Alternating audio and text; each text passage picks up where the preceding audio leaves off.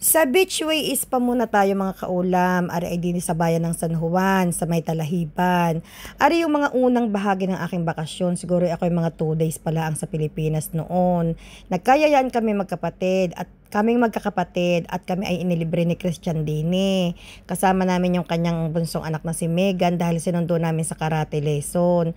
Sabi ni Christian, daan muna tayo din sa Beachway Spa dahil masarap din ang halo-halo. Ay di ako naman ngay sumama mga kaulam. Sabi nga ni Ma'am Corazon de Horas para yung ating isang hindi ko maintindihan kung follower na basher na minsan na may okay. Sabi nga ni Ma'am Corazon, ako daw, matakaw daw ako pag libre. Sige nga mga kaulam, sabihin nga ninyo sa akin kung sino sa atin ang hindi matakaw pag libre. Alam ninyo mga kaulam, yung ganong mga sabi na hindi daw sila matakaw pag libre. Ang ganyan yung mga plastic na tao. Tayo magpakatotoo na tayo ay masaya pag may nanlilibre sa atin. Pero hindi naman ibig sabihin ay inaabuso natin ang mga taong nanlilibre sa atin. Dapat thankful tayo at dapat ay tayo ay masaya dahil ibig sabihin pag may mga taong nanlilibre sa atin, tayo ay mabuting tao. Gusto nila tayo, kaya nila tayo inililibre. Dahil hindi naman tayo ililibre ng mga taong iyan kung aayaw nila sa atin. So dapat maging mas mabuti pa tayong tao. Ano? So iyan nga, halo-halo ang aking in-order dahil sabi nila masarap daw din ang halo-halo. Pero parang para sa akin, kung aking i-rate doon sa halo-halo sa Padre Garcia, mas masarap yung sa Padre Garcia dahil masarap din naman sa Beachway na ang problema, sobrang tamis, tapos marami silang nilagay na langka.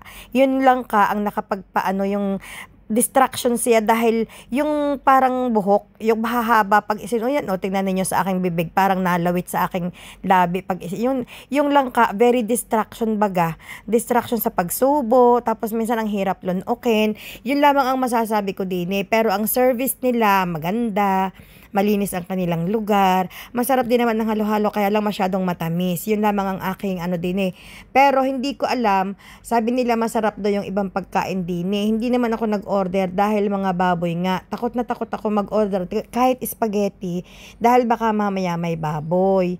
Ay ako may sobrang tawa diyan at man si Christian, Diyos ko po, wala nang ginawa.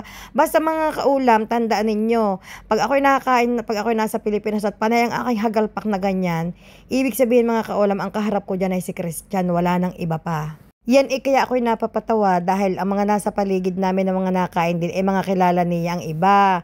Tapos, basta ang dami naming, sabi nga ni Christian parate, pag ako'y nagbibideo, kailangan i-voice over. Dahil hindi pwedeng marinig ng sino man ang aming mga pinag-uusapan.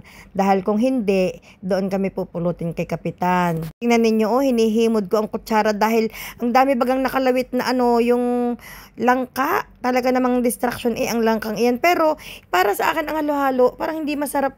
Parang ang langka, hindi bagay sa halo-halo. Parang ang bagay lang dyan yung mga halaya, mais, tapos yung sago, saging, pinipig, kamote, yung ganyan. Parang ang langka, para sa akin lang ewan ko sa inyo, pero para sa akin ang langka ay sa bilo-bilo, sa turon, yan, ang langka, the best yan sa turon, tsaka sa bilo-bilo, napakasarap. Pero pag sa halo-halo, parang, hindi ko alam kung ako laang, hindi siya nababagay sa halo-halo. Parang, sa halo-halo, kaunti lang, ang masarap dapat dyan yung mga inarnibal na kamote.